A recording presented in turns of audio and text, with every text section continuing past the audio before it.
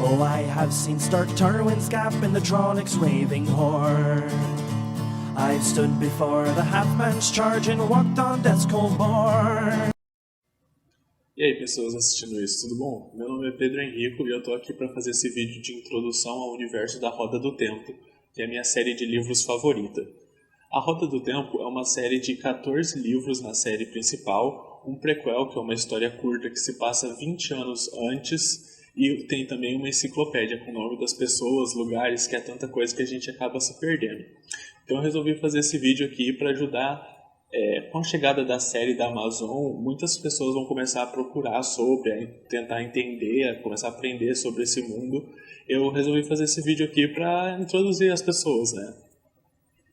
O primeiro livro da série, Olho do Mundo, foi publicado em 1990. Aliás, 15 de janeiro de 1990. Essa semana vai estar fazendo aniversário de 30 anos da publicação do primeiro livro. E o último livro, A Memory of Light, foi publicado em janeiro de 2013. Então, foi uma série que foi publicada durante 23 anos, né? E o autor original da série, o Robert Jordan, ele foi diagnosticado com amiloidose em 2005. Ele acabou falecendo em 2007. E a editora dos livros e da série, né? E que também era esposa dele, a Harriet, ela escolheu o Brandon Sanderson para escrever os livros finais. E ele acabou escrevendo, né? The Gathering Storm, Towers of Midnight e A Memory of Light. Os 3 livros finais foi o Sanderson que escreveu. Atenção, antes de começar propriamente dito a contar as coisas, né, esse vídeo aqui não vai ter spoiler dos acontecimentos da série, ou seja, da história que se passa nesses 14 livros, eu não vou falar de coisas que acontecem nela, mas eu vou dar introdução a conceitos que vão ser apresentados neles, né, e também de elementos históricos de plano de fundo que ajudam a contextualizar melhor os eventos da série principal. Mas esses eventos históricos que eu vou falar são 3.000 anos antes da série principal, ou seja, não são spoilers da série principal, beleza? Para esse vídeo de introdução eu resolvi focar em 2 partes principalmente. Uma parte mais mágica de como que funciona a magia nesse universo, a Roda do Tempo, conceitos relacionados a ela, e a outra parte mais histórica, esses eventos que se passam 3.000 anos, que são bem importantes para entender o contexto histórico do momento que a série vai se iniciar. Vamos nessa então. Existe um criador que criou o mundo e a Roda do Tempo. O tempo nesse universo é uma roda de 7 aros, cada aro uma era, primeira até a 7ª, e depois volta para a primeira era, né? Porque o tempo é cíclico, ele é uma roda, os eventos se repetem.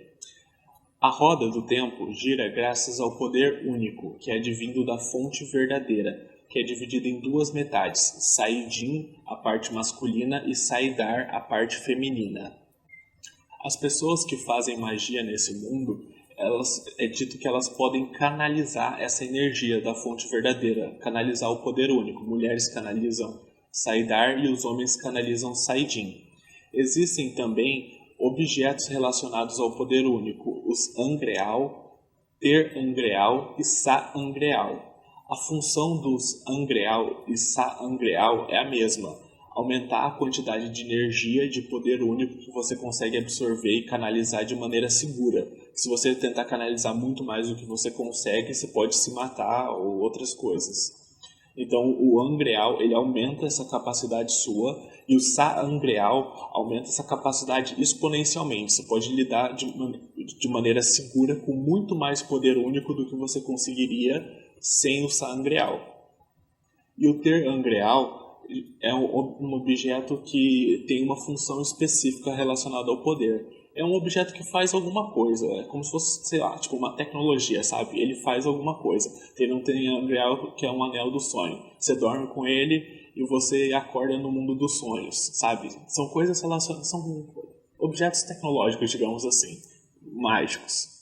A Roda do Tempo tece o padrão de uma era, que forma a substância da realidade para aquela era. É como se fosse uma tapeçaria cósmica ao mesmo tempo, que é o tecido que forma a realidade e combina todos os eventos que vão acontecer. Porque a roda, ela funciona como a Roda do Tempo funciona como uma roda de tear. Ela tece, usa a vida das pessoas como fio para tecer essa teia cósmica que é o padrão. Além do padrão da Hera, também tem o grande padrão, que é a combinação de tudo que ela tece, né? Como o tempo é cíclico, eu falei, e os eventos se repetem, quando os eventos começam a se distanciar do que eles deviam acontecer, né? Tipo, a gente tem liberdade de escolha nesse mundo. A gente pode, de uma era, quando ela volta a se repetir, fazer escolhas diferentes. Mas tem certos eventos que tem que acontecer. Então, quando esses eventos eles começam a se distanciar do que eles deviam, a roda ela tece um indivíduo específico que é chamado de Ta'veren, que ele distorce a realidade nas proximidades dele. Ele altera a chance dos acontecimentos nas proximidades dele. Ele é um indivíduo no qual a roda do tempo tece todos os fios da vida próximos ou até todos os fios da vida ao redor dele para formar uma teia do destino. Beleza, vamos começar agora a parte histórica. A parte histórica, né, começa na Segunda Era, que é conhecida também como a Era das Lendas, que foi o ápice da humanidade. Foi uma época que não existia guerra, não existia fome, não existia praga, doenças, nada.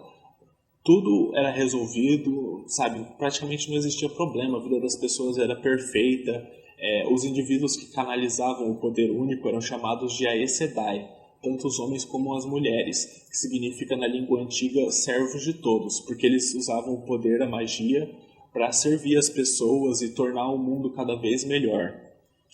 E era assim que era a Segunda Era, até que pesquisadores da Universidade de Kolandien descobriram uma fonte de poder que não era dividida.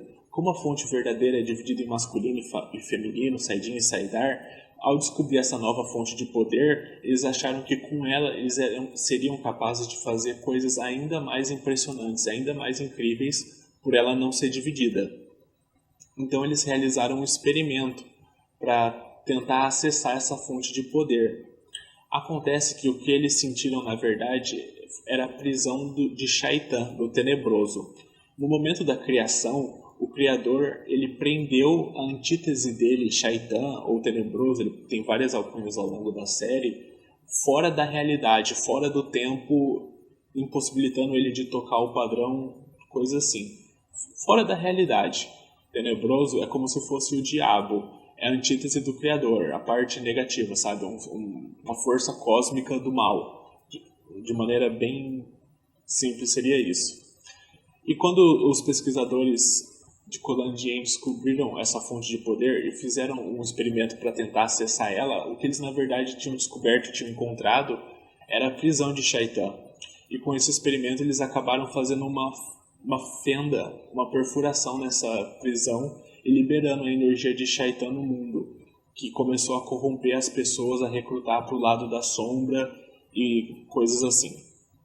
Um dos principais indivíduos que ele conseguiu converter para a sombra, converter não, porque né, eu já vou dizer, mas que um dos principais indivíduos que foi para o lado da sombra foi Elan Morin Tendronai, que ficou conhecido depois como Shamael, que significa o traidor da esperança. Ele era um grande filósofo da Era das Lendas, extremamente reconhecido, extremamente poderoso também na capacidade de usar o poder único. O que acontece? Por que Shamael decidiu ir para o lado da sombra?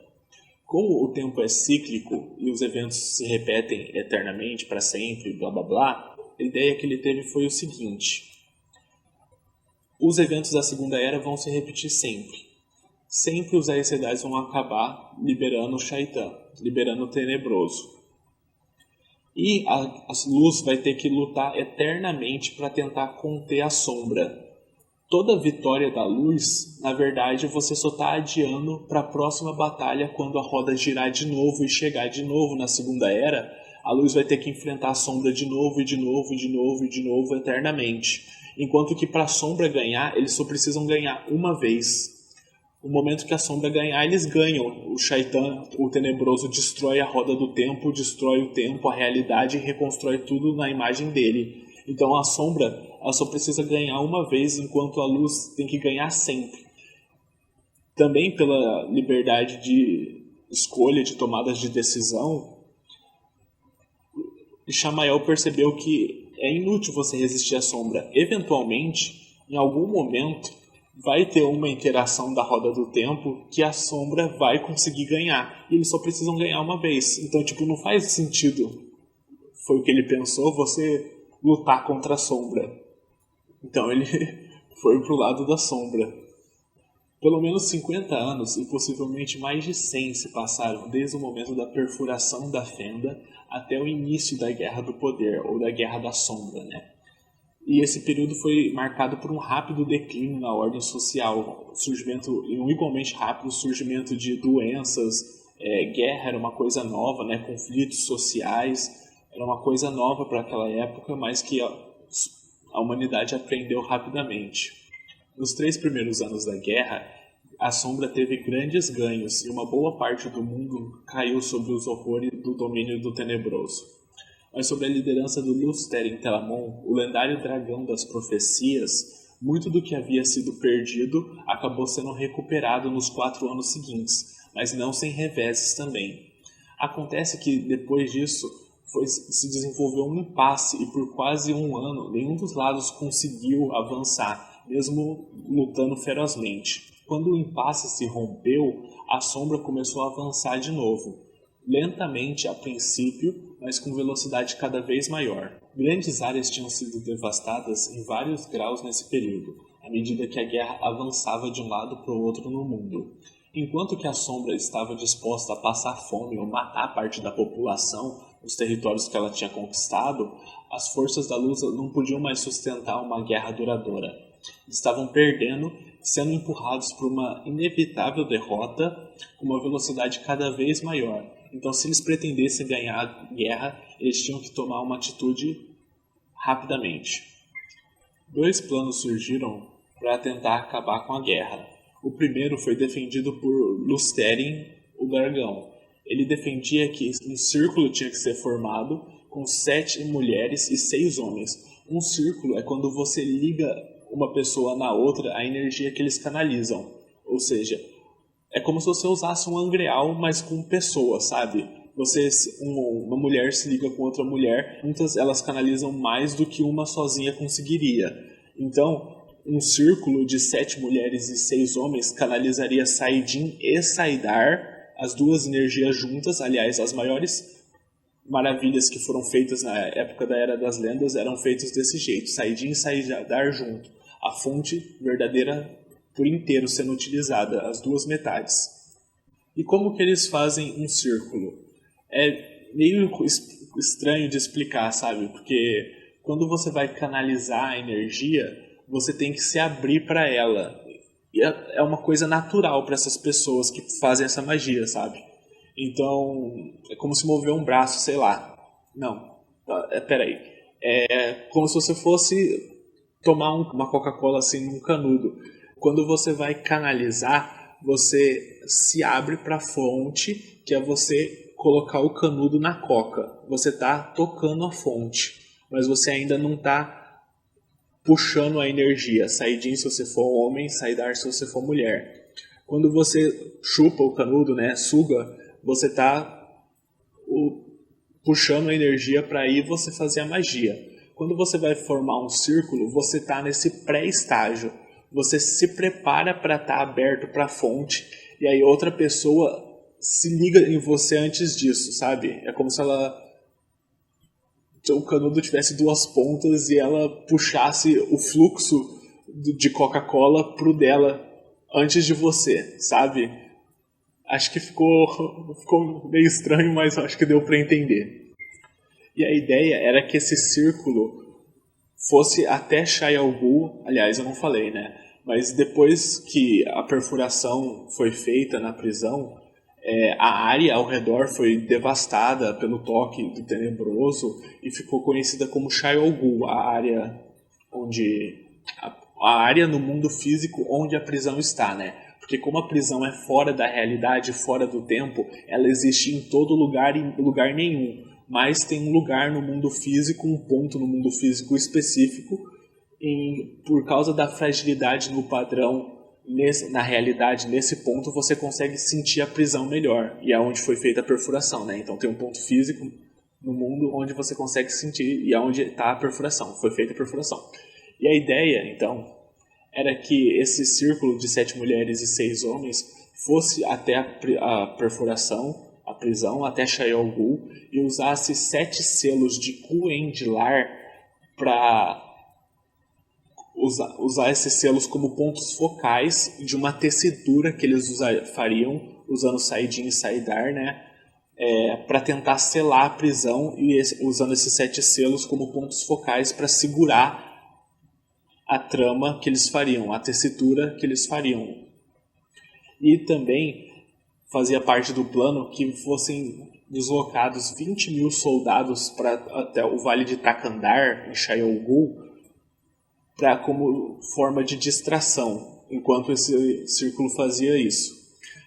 Mas o plano do Lusteren foi considerado muito arriscado, né? Os especialistas falaram que se os selos fossem mal colocados, em vez de selar a prisão, ela poderia se abrir de uma vez e piorar a situação, piorar tudo, né? E uma prisão realmente aberta, né? Que tem um furo nela. Com a prisão aberta, o mundo seria desfeito. Então, era um risco muito grande. Por isso, o Salão dos Servos, que é onde os Aes Sedai se reuniam, acabou se decidindo por seguir pelo outro plano, que foi defendido por Letra Posai Dekumi, que é uma Aes Sedai mulher que foi a principal opositora do Lusteren nesse embate. Aliás, a Letra Posai ela conseguiu convencer todas as principais Aes Sedai mulheres de nível de poder relevante que poderiam participar do plano do Lusteren. Ela conseguiu convencer todas as mulheres que poderiam ajudar nesse plano a fazer um acordo de que elas não iam ajudar ele. Então, o plano dele foi completamente, né, inutilizado. Não tinha como ser levado a cabo o plano dele, porque não tinha, sem um círculo, sem mulheres não tem como fazer um círculo, né? Homens não podem fazer um círculo por conta própria, só mulheres. E aí as mulheres podem incluir homens no círculo. O outro plano era que fossem construídos 2 Saangreais gigantescos extremamente poderosos. O Saangreal que aumenta a quantidade de poder que você pode canalizar. E seriam construídos os mais poderosos Saangreais que já existiram. Um para Saidin e um para Saidar. E o plano era que depois que fossem construídos esses Saangreais, eles fossem usados para dizimar as forças da sombra e depois construir uma barreira ao redor de Shayol Ghul. Só que esse plano também tinha seus detratores, né? Tipo, se você construir desde o momento que a fenda foi feita, a perfuração ela tinha se expandido, né? Ela começou com um buraco pequeno que eles fizeram e foi crescendo ao longo do tempo. Então, mesmo que fosse construída essa barreira ao redor de Shayol Ghul, não ia conter o crescimento da fenda e o Tenebroso poderia acabar se libertando por trás dela. E essa barreira não seria suficiente para conter eles caso eles se libertassem. Então, esse plano também tinha seus riscos. Mas ele foi decidido porque é menos arriscado do que o do Lusteren. Acontece que para a construção desses Saangreais, eles eram tão poderosos que você não conseguia nem usar eles diretamente. Você precisava antes de um Ter-Angreal, que é aquele objeto que tem uma função específica. E aí a função específica desse Ter-Angreal, no caso, eles eram chamados de chave de acesso, que você usava o Saangreal através deles. E, de novo, esses Saangreais eles eram tão poderosos que os Ter-Angreais eles não poderiam ficar na mesma área na hora da construção, por causa da ressonância do poder. Então eles ficaram em outra cidade bem distante. Acontece, de novo, que Samael lançou um ataque na cidade onde estavam os Ter-Angreais durante a construção do Saangreal. E ele tomou essa cidade, então as chaves de acesso foram perdidas. Aconteceu outras discussões no Salão dos Servos, só que ainda o plano da Letra Posai era menos arriscado do que o do Lusteren e continuaram com ele. Tentaram arranjar alguma forma de contrabandear as chaves de acesso para fora da área sob o domínio da sombra. Mas a guerra continuou. Belal e Demandred lançaram novos ataques e o máximo que a luz conseguia fazer naquele momento era conter o avanço da sombra e mesmo assim com muita dificuldade e a muito custo. Chegou com esses novos ataques então e a dificuldade de recuperar as chaves de acesso, Lusteren decidiu realizar o plano dele de qualquer forma, sem consultar o Salão dos Servos, sem autorização deles e sem nem consultá-los.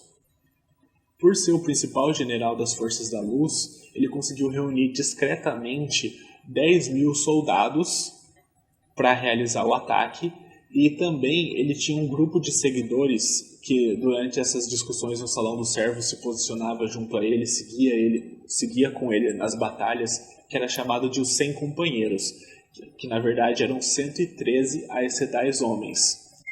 Com esses 10.000 soldados e os 100 companheiros, 113, ele levou o ataque dele adiante. O que aconteceu realmente naquele dia, ninguém sabe. A gente só sabe, na verdade, das consequências dele. Dos 10.000 soldados que foram, nenhum sobreviveu. E dos 113 companheiros, sobreviveram 68. Sobre da execução do plano, Lusteren conseguiu posicionar os 7 selos de maneira apropriada, correta, e conseguiu fazer a tessitura, a trama que ele achava necessária, e conseguiu selar a prisão do Tenebroso. Além disso, 13 dos principais abandonados, dos principais servos da sombra, dos principais Aes Sedai, né, os abandonados, desculpa por não ter dito antes, eram os Aes Sedai que tinham ido para o lado da sombra. Eles se autodenominavam os escolhidos, mas todo mundo tratava eles como os abandonados. Então, 13 dos principais abandonados estavam se reunindo com o Tenebroso no momento do ataque, e quando Lusteren selou a prisão, eles ficaram presos junto com o Tenebroso. Ou seja, a sombra, além de perder a influência do Tenebroso, perdeu 13 dos seus principais generais. Se tivessem sido só isso as consequências daquele dia, com o tempo a Luz ia conseguir recuperar as áreas que estavam sob o domínio da sombra e tudo ficaria às mil maravilhas de novo. Uma nova era das lendas começaria, né? Novos ápices para a humanidade. Não foi só isso que aconteceu. Lusteren, quando ele foi selar a prisão do Tenebroso, ele teve que tocar nela usando o Saidin para fazer a trama, selar, fazer, né, a magia lá, para tecer ao redor e fechar a prisão. E ele tocou a prisão usando o Saidin. E o Tenebroso contra-atacou.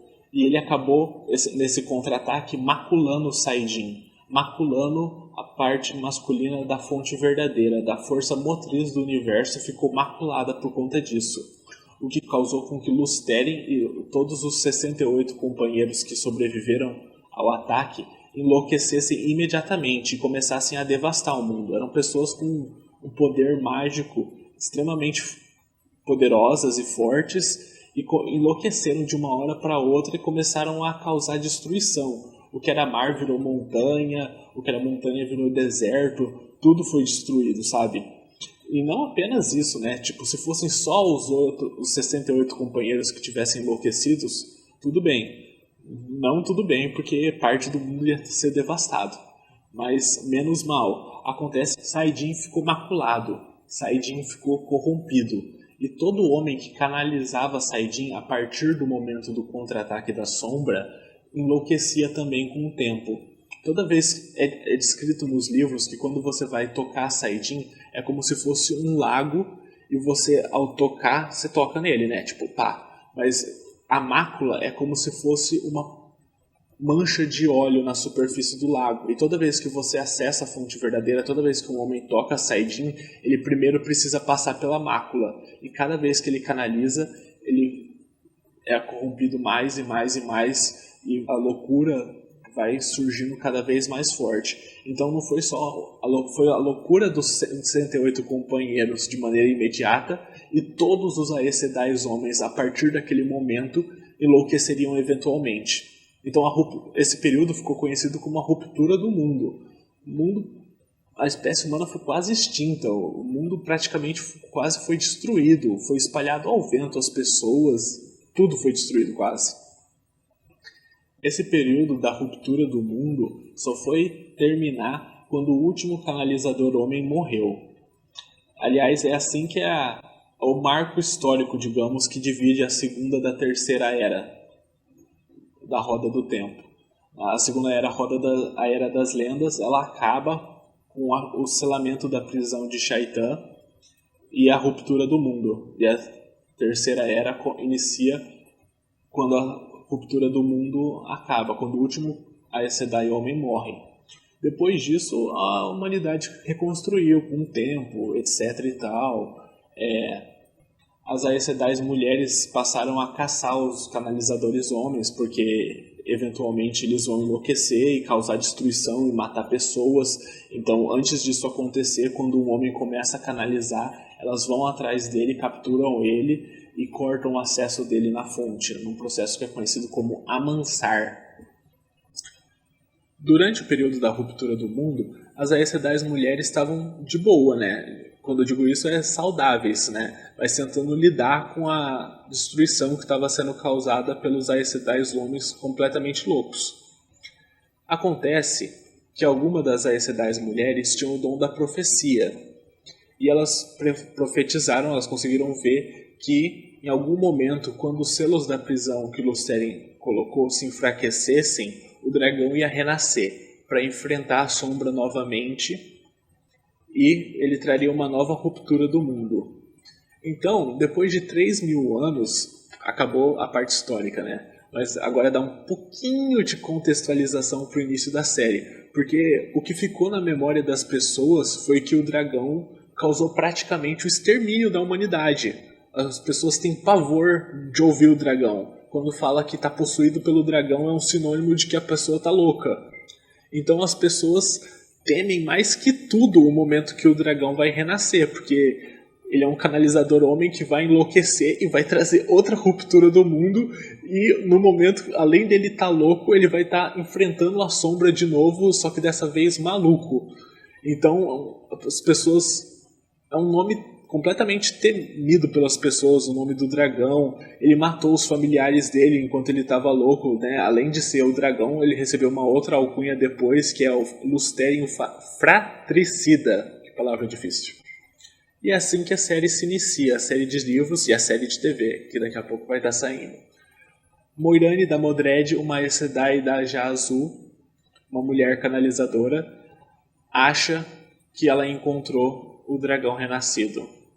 Ela sabe que o dragão renasceu e está buscando ele. Ela vai para um vilarejo no interior de Andor e lá ela descobre 3 jovens, os 3 Ta'veren, ou seja, pessoas no qual o padrão é tecido ao redor deles, ou seja, eles são pontos focais na trama do universo, e ela acha que um desses 3 jovens é o dragão renascido.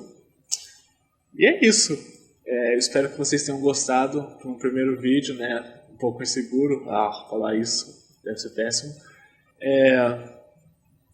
Mas acho que é isso. Vou deixar no final um pouco das profecias, que são muito legais, falando sobre a destruição e o renascimento do dragão.